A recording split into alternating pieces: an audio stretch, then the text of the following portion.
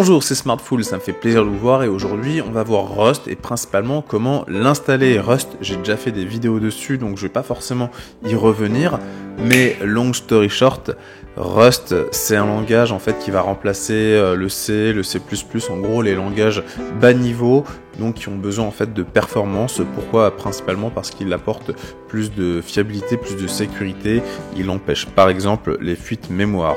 Alors pour l'installer, il faut savoir que quand on est sur Windows, alors moi je suis sur un environnement Windows, donc oui c'est principalement pour Windows, je suis désolé pour les autres, mais bon, je pense que ce sera plus simple parce que c'est sur un environnement Linux ou macOS, généralement installer des langages c'est plutôt simple. Sur Windows, il va falloir installer, voilà, sur Windows, Rust nécessite certains outils, build C++, et donc il faut cliquer ici, build C++, build tools.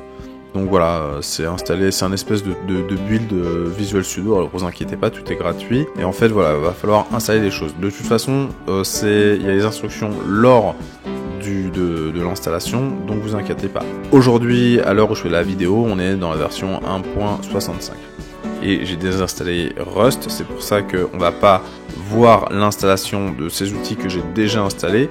Par contre, vu que j'ai désinstallé Rust, vous allez pouvoir voir l'installation se faire. Donc quand on clique sur installer, commencer, on va simplement, alors moi je veux prendre avec l'installeur parce que je trouve que c'est plus simple. On peut faire sans, mais moi je vais faire avec l'installeur. Très bien. Comme vous le voyez, on peut aussi le faire sur WSL, donc c'est le sous-système Windows pour Linux. Voilà, tout simplement, Bref, on va faire simple, on va télécharger l'installeur qui s'appelle rustupinit.exe. Moi, je l'utilise en 64 bits. C'est réécrit ici. Alors, je sais pas si ici il y a un truc français, mais bon, ils mettent le truc en anglais. It looks like you are running Windows. To start using Rust, download the installer. Then run the program. Follow on the screen instruction. You may need to install Visual Studio C++ Build Tools. Voilà.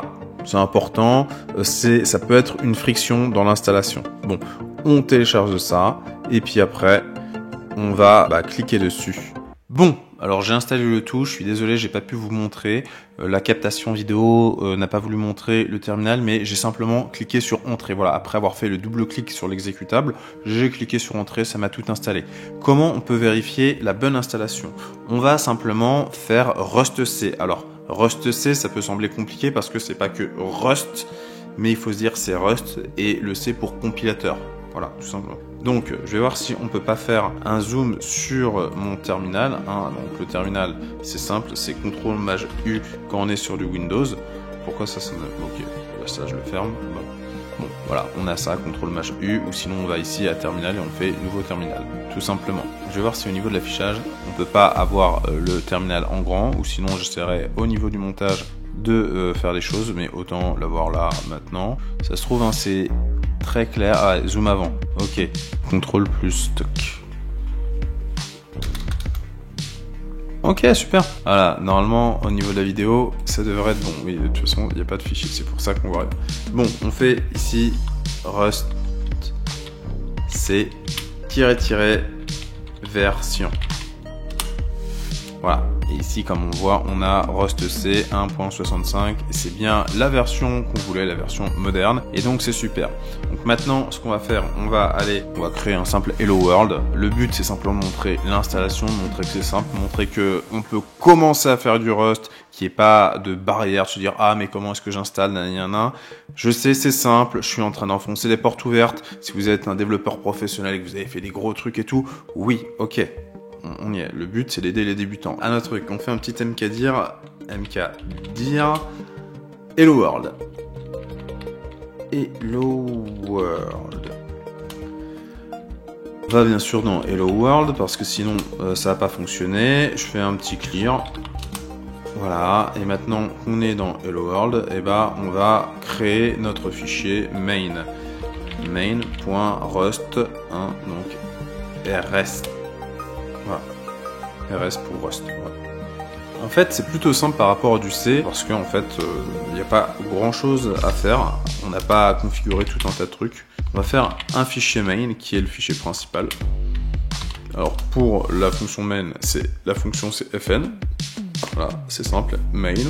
Et ici, on va créer notre print ln, donc print pour afficher, ln pour line. Après là, il y a un truc, une subtilité qui est un peu bizarre, il y a un point d'exclamation. Ne m'expliquez pas pourquoi, je ne sais pas. Ça, c'est vrai que c'est source d'erreur. Alors, je vais pas dire hello world, je vais dire hello les amis pour personnaliser un peu. Hello les amis. 3 points d'exclamation, parce que je suis vraiment content de voir mes amis. Voilà, super. Et qu'est-ce qui se passe? Alors, on n'est pas sur un langage interprété, on va pas simplement faire un Rust main. On va faire un Rust C et tiens, je vais vous montrer une erreur. Je vais oublier le point d'exclamation pour vous montrer que c'est l'intérêt de Rust, c'est que justement le compilateur est un peu casse-tête, ce qui permet d'éviter justement les fuites de mémoire ou pas mal de points, pas mal d'erreurs. Bah oui, putain, il est pas dedans. Mais t'es sérieux? Ouais, il était pas dedans. Bah oui, il risquait pas de le trouver. Bon, c'est pas grave. Voilà, là il est pas content, gna gna gna gna gna, et c'est bien, il me donne la solution, il me dit use tlag to invoke the macro, voilà, use point d'exclamation, ok, super, merci, gna gna gna. Là, on va faire notre truc, bah oui, j'ai pas enregistré.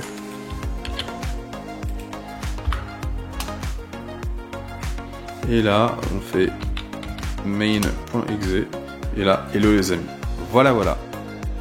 Je vous invite à le faire, comme ça après. Alors peut-être que je ferai d'autres cours, hein, comment on déclare des variables, où je parlerai de certains points. Voilà, ça peut être intéressant, ça dépend si la vidéo marche bien, pourquoi pas. Et voilà. C'était Smartful, j'espère que vous avez apprécié, vous avez vu, hein, il y a des petites erreurs qu'on peut faire. C'est bien comme ça, vous vous rendez compte des petites erreurs qu'on peut faire. C'était Smartful, je vous souhaite une excellente journée. À bientôt.